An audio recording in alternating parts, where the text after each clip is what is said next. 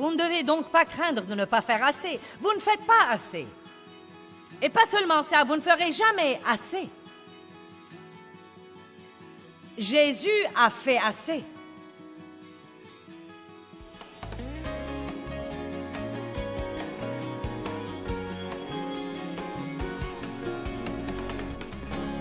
Nous avons mené une enquête dans notre bureau et nous leur avons demandé.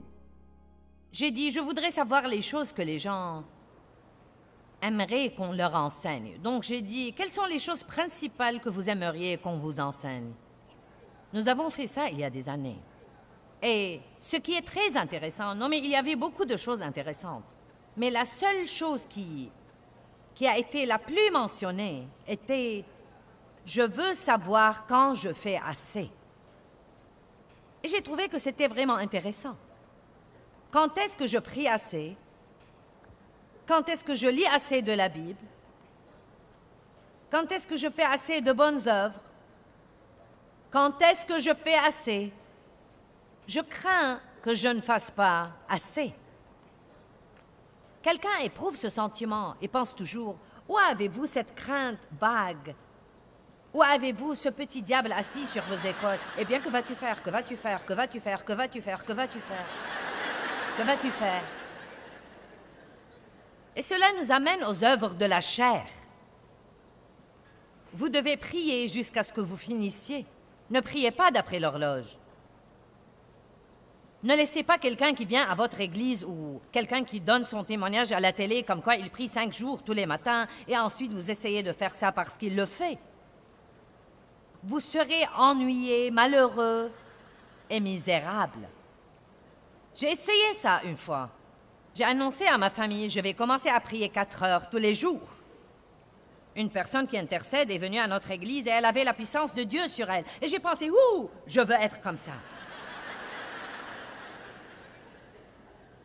Le seul problème est qu'elle était ointe pour faire ça et je ne l'étais pas. Eh bien, j'ai prié tout ce que je savais prier 2 ou 3 fois et j'ai regardé ma montre et 5 minutes s'étaient écoulées. Ouh! Seigneur, aie pitié!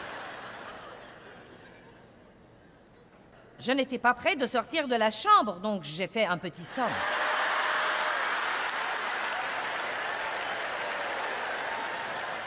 Je les appelle les petites sommes de la prière. Quand vous allez prier et que vous vous endormez, c'est ce que j'appelle un petit somme de prière. Ensuite, vous vous réveillez de temps en temps. Seigneur, je t'aime, merci Jésus. J'ai de petites sommes de prière tout le temps.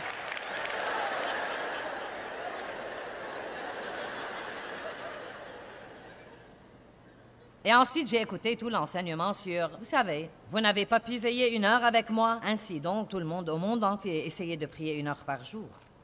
Et c'est incroyable, les choses que nous suggérons et que Dieu nous a oints pour faire. Et ensuite, nous disons aux autres que c'est ce qu'ils sont censés faire. Ne me demandez pas combien de temps je prie, car je ne sais même plus. Je prie beaucoup tout au long de la journée. Je ne sais pas, ça m'est égal. Sachez que je ne mesure plus les choses et je ne compte plus les choses. J'ai en fait beaucoup fait ça. Je me suis inscrite dans le programme Lisez la Bible en 1 an et on devait lire 6 chapitres tous les jours pour finir la Bible. 2 chapitres dans les Proverbes, 2 dans les Psaumes, 1 dans l'Ancien Testament et 1 dans le Nouveau Testament. Et ça a marché pour quelques jours et je cochais sur mon calendrier. On avait un calendrier, on cochait car la chair aime beaucoup cocher. Ouh! Non mais nous sommes emballés à l'idée de cocher. Et j'ai mis mon calendrier sur le frigo. Et la raison pour laquelle je l'ai mis sur le frigo, et je vous dis la vérité, je ne savais pas ces trucs à l'époque car je ne savais pas être honnête avec moi-même. Mais je l'ai mis là pour que tout le monde voie ce que je faisais. Et tant que je cochais, je passais devant ce frigo et ma chair se gonflait.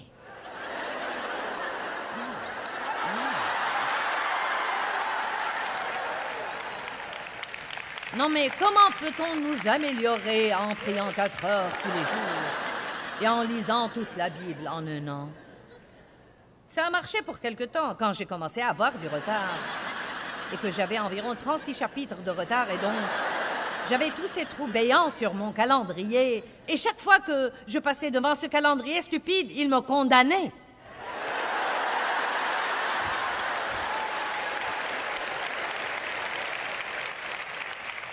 Non, mais ça m'a pris des années pour surmonter ça. Et finalement, Dieu m'a dit, veux-tu arrêter de compter tout ce que tu fais?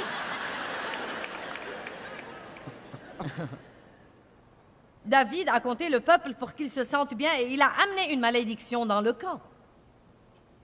Oh, je pourrais vaincre l'ennemi. Regardez tout le peuple que j'ai.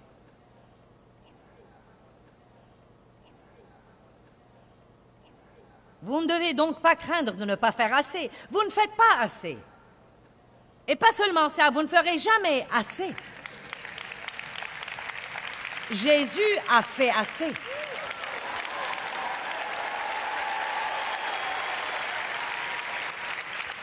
Il a fait assez.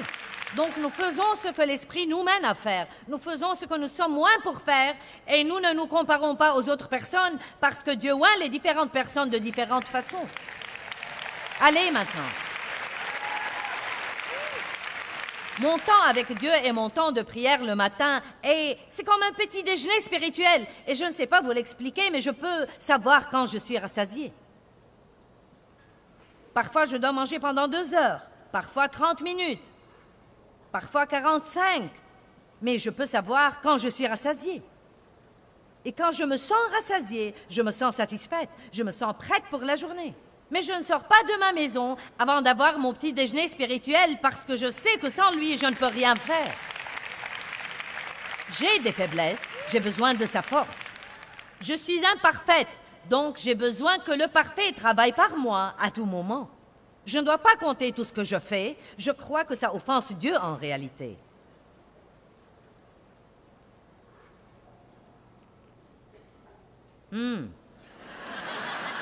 Vous savez pourquoi? Parce que vous vous sentez content de vous si vous faites beaucoup. Et vous vous en voulez si vous ne le faites pas.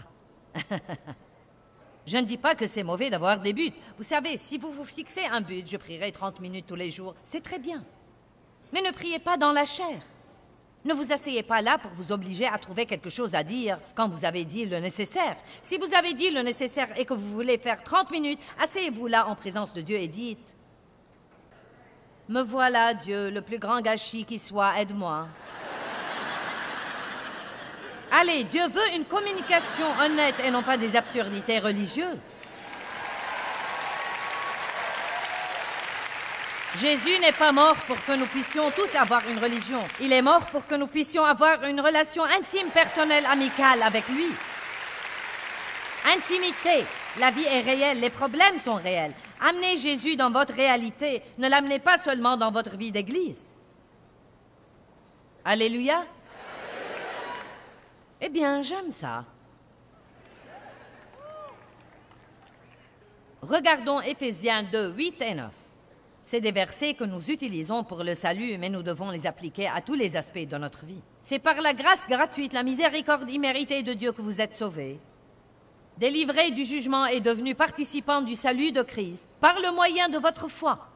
Et ce salut ne vient pas de vous, ce n'est pas votre ouvrage, il n'est pas le fruit de vos efforts, mais c'est le don de Dieu.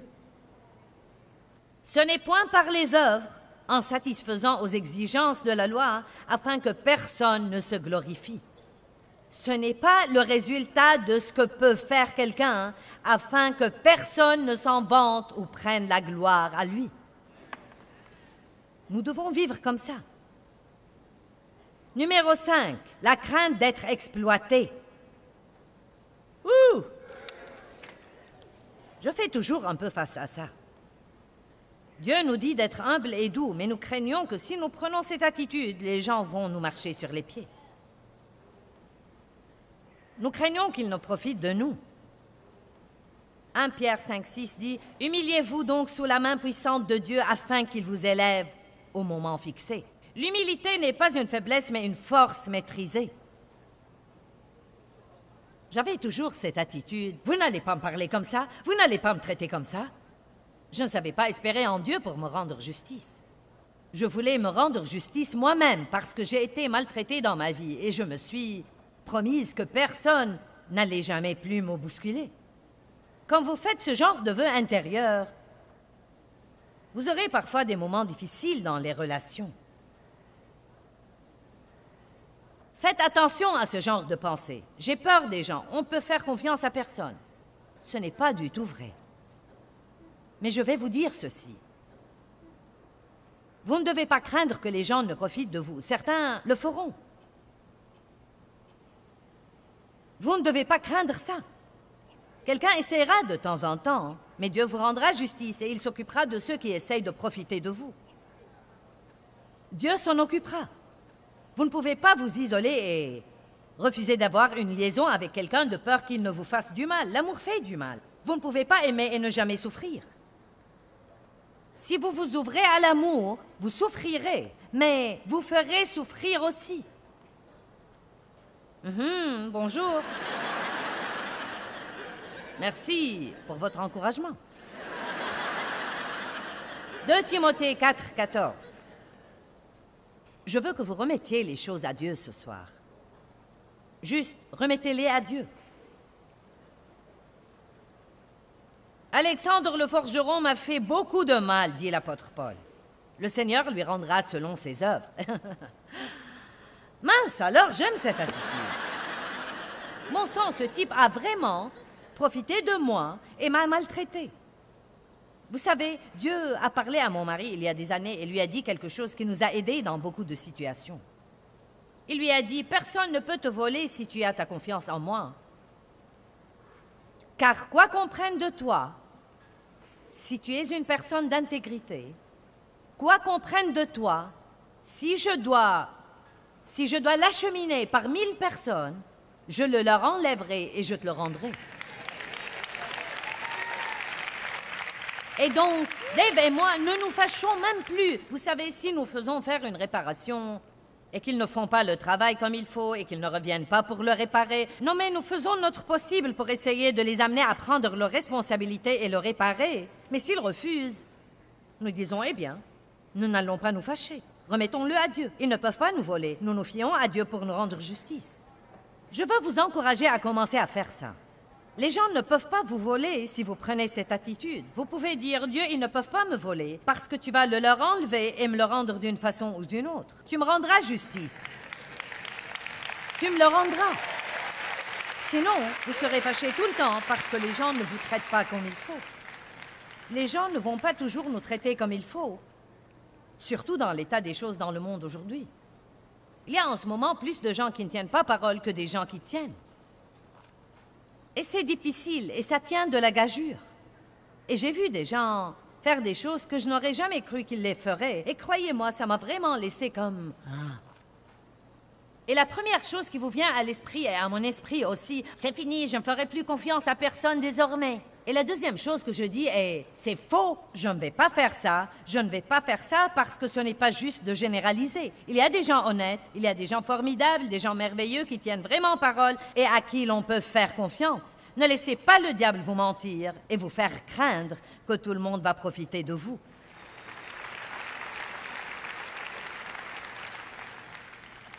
Numéro 6.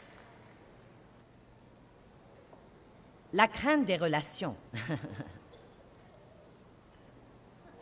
Vous savez, les relations avec les gens sont souvent compliquées. Et même décevantes. Les relations avec eux impliquent un travail. Cela veut dire résoudre les problèmes qui surviennent à cause de nos différences et de nos défauts. Et parfois, ce travail devient tellement grand que nous préférerions ne pas y toucher. Merci, je le ferai moi-même.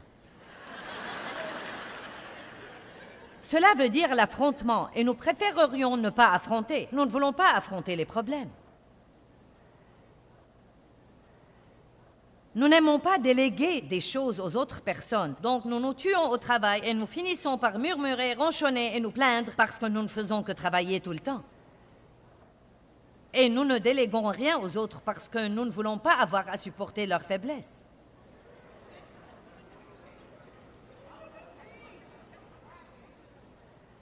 Peut-être qu'ils ne le feront pas comme nous. car nous sommes les seuls qui savent faire quoi que ce soit comme il faut.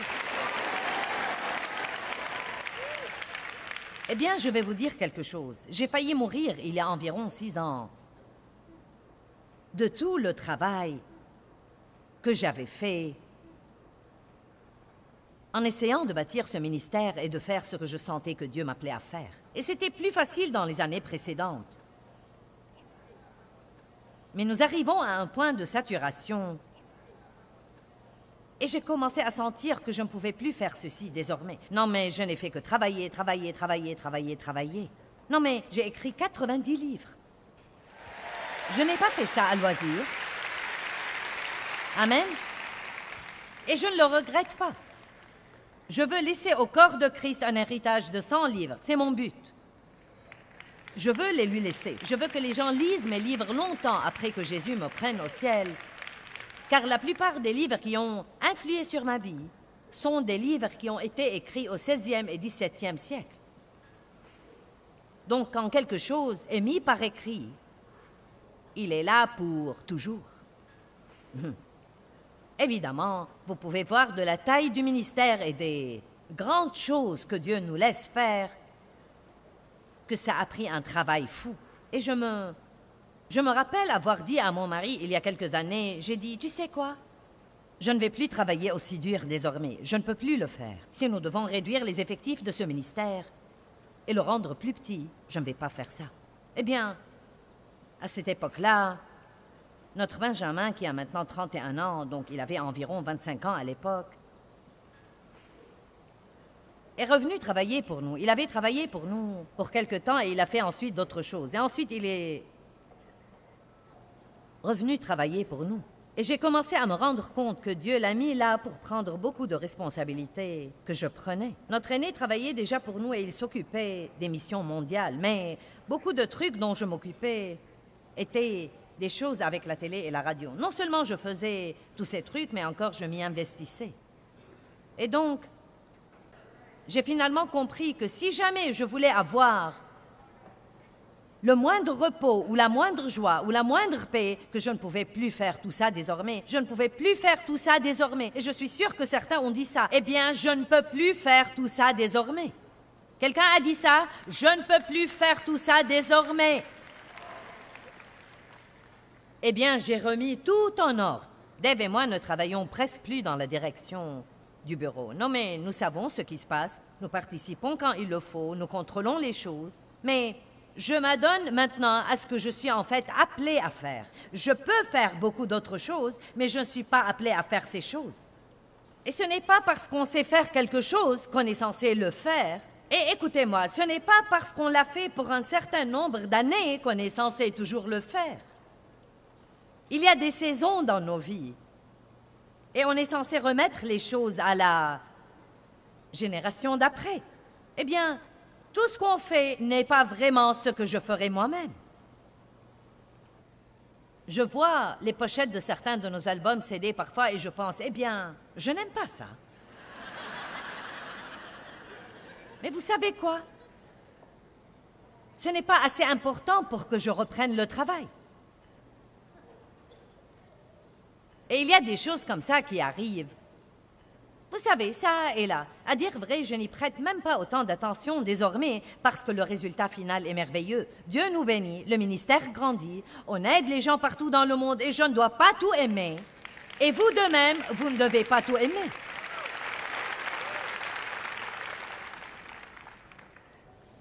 Nous avions une réunion du conseil d'administration et j'avais toujours du mal à lâcher ces trucs. Parfois, nous voulons que quelqu'un fasse le travail, mais nous voulons toujours lui dire tout ce qu'il doit faire. Ne donnez pas aux gens la responsabilité sans l'autorité. Et dès que vous leur donnez l'autorité, cela veut dire que vous devez reculer et ne pas vous mêler des trucs. Vous ne devez pas chercher la petite bête. Et donc, nous parlions de couleurs pour le magazine et il voulait utiliser des couleurs que je n'aimais pas. J'ai dit, je n'aime pas ces couleurs. Et mon fils a dit, eh bien, il y a des gens qui les aiment. J'ai dit, pas moi. Il a dit, je ne savais pas que tu as été appelé à t'occuper de toi.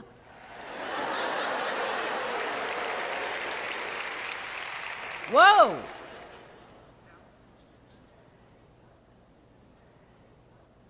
Car j'avais dit, si ça ne me plaît pas, ça ne va pas être publié. Je ne savais pas que tu as été appelé à t'occuper de toi. J'avais besoin de ça et lui seul pouvait me le dire et s'en tirer. Et il avait absolument raison. Je ne devais pas tout aimer. Tout le monde n'est pas comme vous. Tout le monde ne fera pas tout comme vous, mais vous pouvez soit devenir fou, soit demander de l'aide. Allez maintenant, je prêche mieux que vous ne réagissez.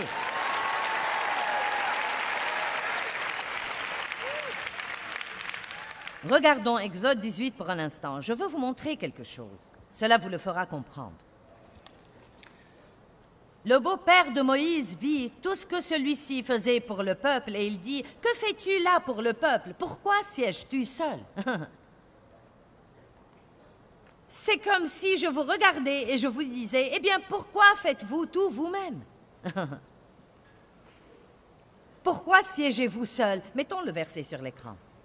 Tandis que tout le peuple est debout devant toi, du matin au soir. Moïse dit à son beau-père, c'est que le peuple vient à moi pour consulter Dieu. Mais bien sûr, tout le monde veut que je fasse tout. Tout le monde veut me parler au téléphone, tout le monde veut que je fasse ceci, tout le monde veut que je fasse cela. Eh bien, je ne peux pas et je ne fais pas. Et tout le monde dans votre famille, tous vos amis, les gens qui comptent sur vous, peut-être qu'ils sont habitués à ce que vous fassiez tout et disent « J'ai besoin que tu fasses ça, personne ne le fait comme toi. » Faites attention, regardez Moïse. S'ils ont une affaire, ils viennent à moi. Je règle le litige qu'ils ont entre eux et je fais connaître les décrets de Dieu et ses lois. Beaucoup de fois, nous aimons ça. Eh bien, tout le monde vient à moi, tout le monde vient à moi. Ça me fait du bien quand tout le monde vient à moi. Le beau-père de Moïse lui dit, ta façon de faire n'est pas bonne. Regardons la chose suivante. Tu vas sûrement t'épuiser, ainsi que ce peuple qui est avec toi. Et voici ce qui arrive. Je crois que Dieu entoure chacun de nous des personnes dont il a besoin pour l'aider à faire ce que Dieu l'a appelé à faire. Je crois ça. Et je peux vous raconter tous les trucs qui se passent dans notre ministère. Non, mais à dire vrai, autre que les sermons et l'écriture et l'enseignement et la prière, j'ai très peu à faire avec tout ça. Car Dieu m'a envoyé des gens qui peuvent faire ce que je ne peux plus faire, mais je dois les laisser faire ça. Et même dans la cellule familiale, Dieu vous donne ce dont vous avez besoin dans cette cellule familiale. Certains d'entre vous, les dames, dirigent tout. Et vous pourriez donner à votre mari un peu de trucs, mais si vous faites ça, vous devez lui donner de l'autorité. Eh bien, je dois vraiment faire tout le travail par ici. Nous n'avons pas le temps de parler de tout ça, n'est-ce pas? Êtes-vous contente que je n'ai pas le temps d'en parler? Nous voulons que nos maris soient les chefs spirituels de la maison jusqu'à ce qu'ils le deviennent et veuillent commencer à prendre de l'autorité. Oh, reviens à ta chaise longue. Détends-toi et regarde la télé. Je voulais que tu payes les factures, mais maintenant que tu me dis ce que je peux et que je ne peux pas dépenser, je vais reprendre ça, merci. Ouh, c'est si amusant ce soir que je peux à peine le supporter.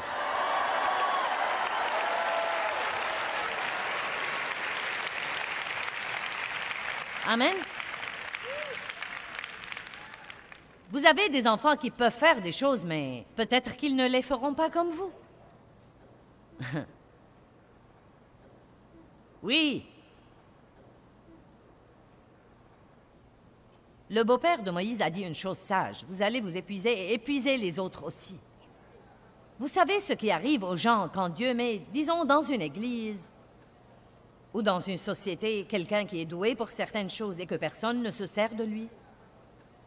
Il se sent mécontent et malheureux et il commence à murmurer et à se plaindre et à tout critiquer car Dieu ne nous a pas créés pour nous ennuyer.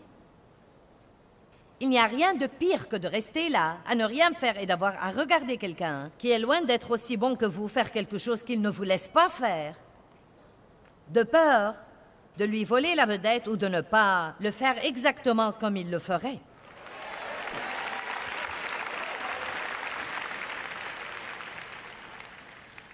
Vous ne devez pas craindre de vous faire du mal si vous vous impliquez. Ça arrivera.